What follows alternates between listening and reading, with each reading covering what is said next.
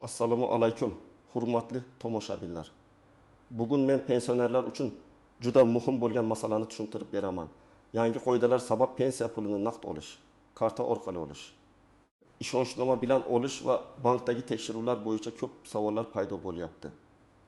Eng muhimi, bu mavzu faqat pensiyalarga emas, ularning farzandlari, nabiralari, qarindoshlari va pensiya pulini olib beradigan odamlarga ham bevosita tegishli. Agar sizning oilangizda pensioner bo'lsa, bu ma'lumotni albatta oxirigacha eshiting. Chunki ayrim holatlarda oddiy xatolik ham pensiya to'lovi kechikishiga, karta bloklanishiga, bankda qo'shimcha savollar berilishiga yoki pulni olish tartibi o'zgarishiga sabab bo'lishi mumkin. Men bugun vahima tarqatmayman. Lekin muammoni yashirmayman ham.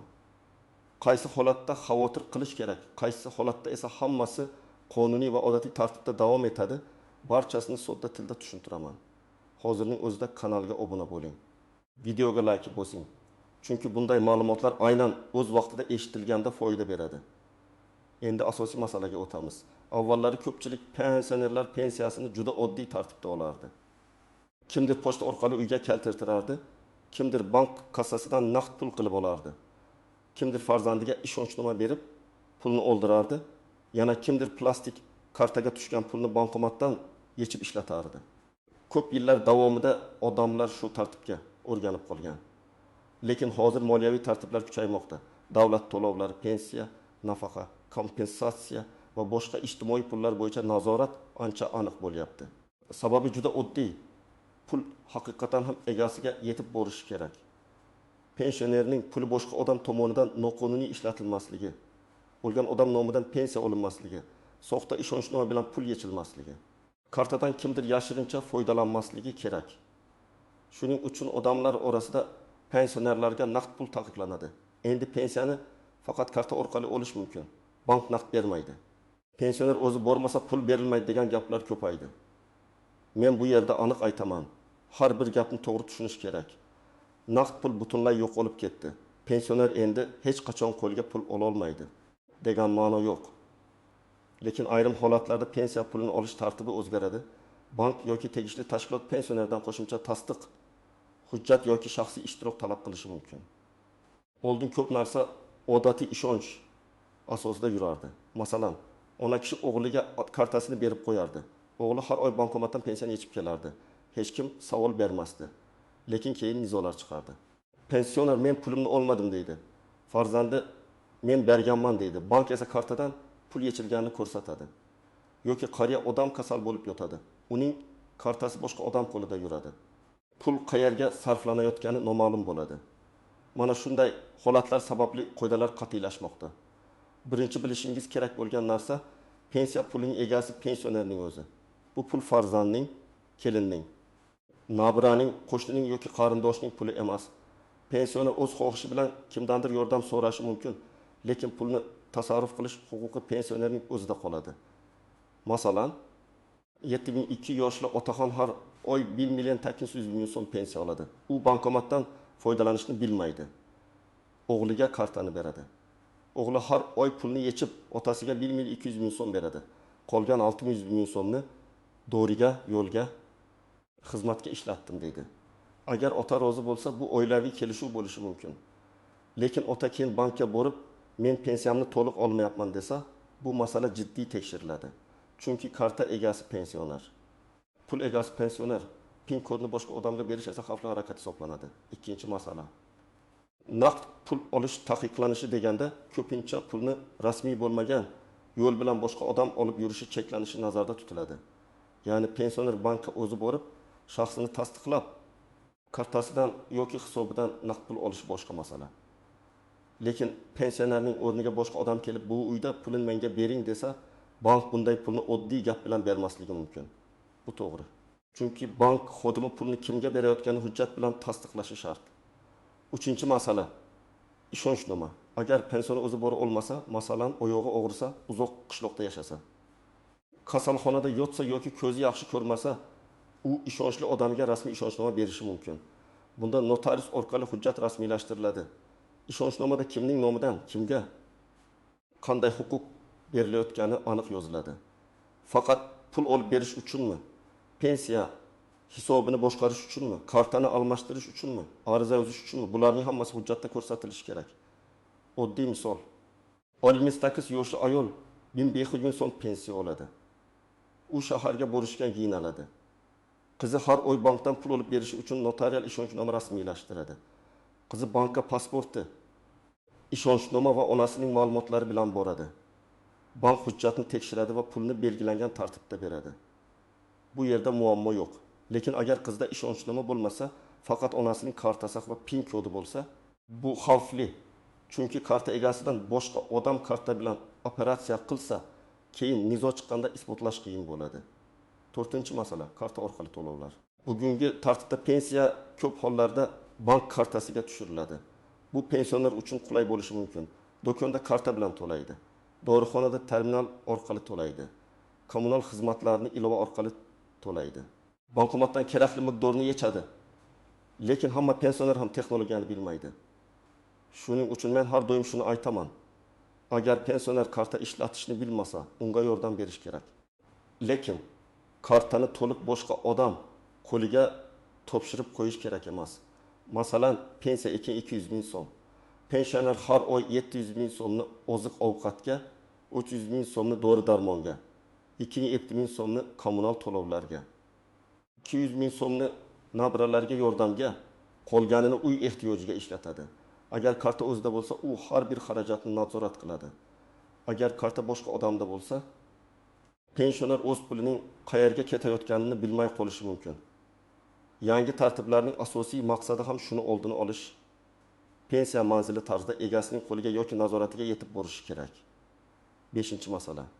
Kim xavotir qilishi kerak? Avvalo, pensiya pulini o'zi emas, boshqa odam orqali olayotganlar ehtiyot bo'lishi kerak. Ayniqsa, ishonchnomasiz faqat karta va PIN kod orqali pul yechib berilayotgan bo'lsa, bu yaxshi tartib emas.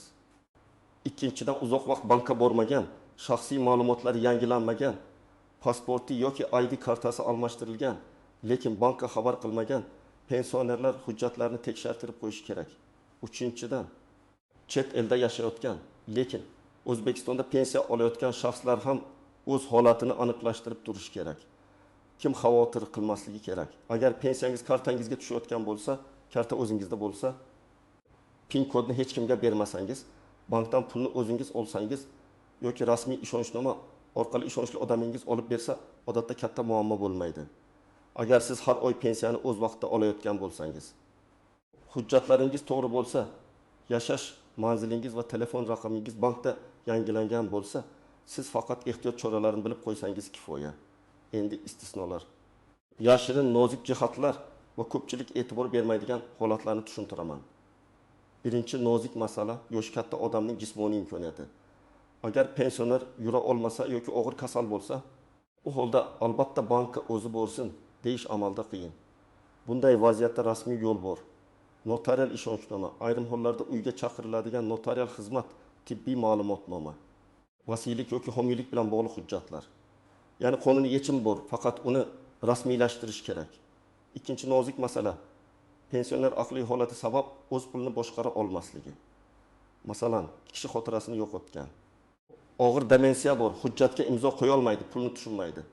Bunday holatda oddiy ishonchnoma ham muammo bo'lishi mumkin. Chunki ishonchnoma beruvchi shaxs nima qilayotganini tushunishi kerak. Bunday vaziyatda oila a'zolari tegishli tartibda vasiylik yoki homiylik masalasini ko'rib chiqish kerak. Bu uzoqroq jarayon, lekin keyingi nizolarning oldini oladi. Uchinchi nozik masala kartani boshqa odamga berib qo'yish. Ko'pchilik o'zimning bolam-ku nima bo'pti deydi.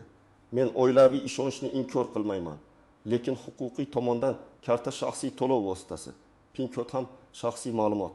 Agar karta yo'qolsa, pul yechilsa, telefon raqamiga kelgan kod boshqa odamga aytilsa, bank nega maxfiy ma'lumotni berdingiz deb so'rashi mumkin. Shuning uchun eng to'g'ri yo'l, yordam kerak bo'lsa bankka birga boring, rasmiy ishonchnoma qiling. Mobil ilovani pensionerning roziligi bilan sozlang, lekin parol va kodlarni tartibsiz tarqatmang. 4-nozik masala bankomatdan birdaniga katta summa yechish. Masalan, karta hisobiga bir necha oy pensiya yig'ilib qolgan. Umumiy summa 8 ming so'm bo'lgan.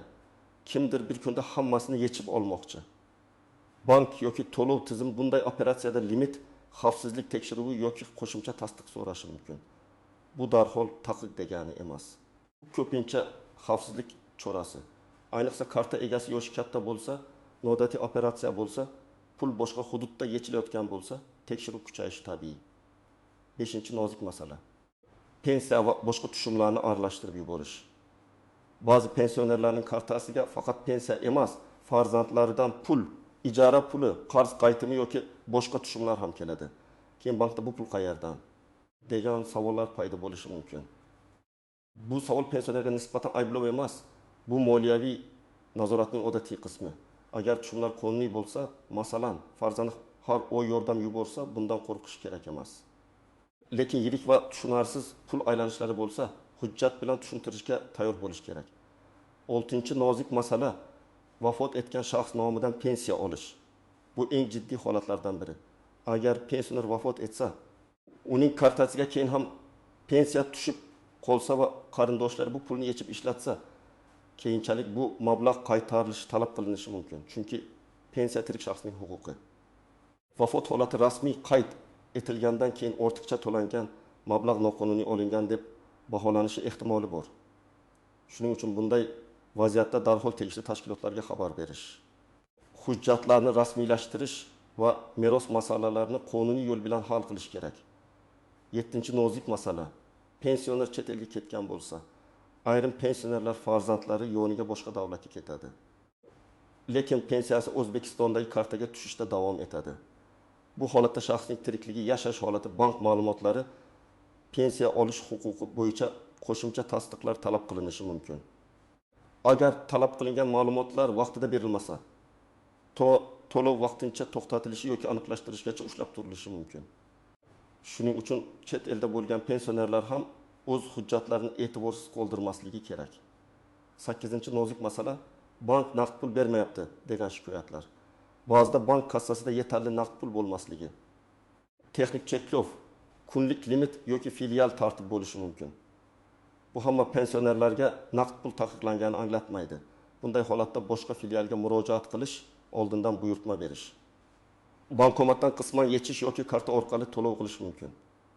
Ammo agar bank asossiz ravishda pul bermasa, yozma javob so'rash kerak. Og'zaki gap bilan cheklanib qolmang. Endi men pensionerlar va ularning yaqinlari nima qilish kerakligini aniq qadamlar bilan aytaman. Birinchi qadam, hujjatlarni tekshiring. Pensionerning pasporti yoki ID kartasi amal qilayotgan bo'lishi kerak. Agar hujjat almashtirilgan bo'lsa, bankdagi ma'lumotlar ham yangilanishi lozim. Telefon raqami o'zgargan bo'lsa, bankka borib yangi raqamni bog'latish kerak. Chunki ko'p tasdiqlash kodlari, xabarlar va ogohlantirishlar aynan telefon raqamiga keladi. Ikkinchi qadam, karta kimning qo'lida ekanini aniqlang. Agar karta pensionerning o'zida bo'lsa, yaxshi. Agar karta farzandi yoki boshqa qarindoshida bo'lsa, sababini ko'rib chiqing. Pensioner o'zi rozi bo'lsa ham rasmiy tartib qilgan ma'qul. Ayniqsa oilada boshqa merosxo'rlar, aka, uka, opa-singillar bo'lsa, keyin pensiya pulini kim oldi degan janjal chiqmasligi uchun hammasi shaffof bo'lishi kerak. 3-qadam, ishonchnoma kerakmi, yo'qmi? Buni hal qiling. Agar pensioner banki o'zi bora olsa, ishonchnoma shart bo'lmasligi mumkin. Lekin u doimiy ravishda bora olmasa, pulni boshqa odam olib berayotgan bo'lsa, notariusga murojaat qiling. Ishonchnomada pensiya pulini olish, bank hisob varag'i bo'yicha operatsiya qilish, karta olish yoki almashtirish kabi vakolatlar aniq yozilsin. Hammasiga ruxsat degan umumiy gap o'rniga kerakli huquqlar aniq ko'rsatilgani yaxshi. 4-qadam, bankdan yozma yoki rasmiy tushuntirish oling. Agar pensiya tushmay qolsa, karta ishlamasa, naqd pul berilmasa yoki bank qo'shimcha hujjat so'rasa, avval sababini biling. Xodim shunday dedi bilan cheklanmay, iloji bo'lsa ariza yozing. Arizada shunday yozish mumkin. Menga tegishli pensiya mablag'ini olishda yuzaga kelgan cheklov sababini yozma ravishda tushuntirib berishingizni so'rayman. Arizaga pasport nusxasi, karta ma'lumotlari, pensiya oluvchi shaxsning ma'lumotlari ilova qilinadi. 5-qadam. Pensiya jamg'armasi yoki tegishli ijtimoiy organlarga murojaat qiling. Agar muammo bankda emas, pensiya tayinlanishi yoki to'lov ro'yxatida bo'lsa, bank buni hal qilib bera olmaydi. Bunday holatda tuman yoki shahar pensiya jamg'armasi bo'limiga boring. O'zingiz bilan pasport yoki ID karta, pensiya guvohnomasi bo'lsa, u bank kartasi rekvizitlari yashash manzili bo'yicha ma'lumot. Kerak bo'lsa tibbiy hujjatlar va ishonchnomani olib boring. 6-qadam pul harakatini yozib boring. Bu ayniqsa pensionerning pulini farzandi olib berayotgan oilalar uchun muhim. Masalan, har oy pensiya 1900 ming so'm tushdi. Shundan 1000 ming so'm naqd berildi. 300 ming so'm doriga sarflandi. 200 ming so'm kommunal to'lovga ketdi. 100 ming so'm oziq-ovqatga ishlatildi. 200 ming so'm kartada qoldi. Buni oddiy daftar yoki telefonda yozib borish ham keyinchalik kelishmovchiliklarning oldini oladi. 7-qadam SMS xabarnomani yo'qing. Har bir tushum va har bir yechim bo'yicha xabar kelib tursa, pensioner yoki uning ishonchli yaqinlari pul harakatini ko'rib turadi. Agar pensioner telefon ishlatmasa, ishonchli odamning raqami bog'lanishi mumkin. Lekin bu ham pensionerning roziligi bilan va bank tartibiga muvofiq bo'lishi kerak.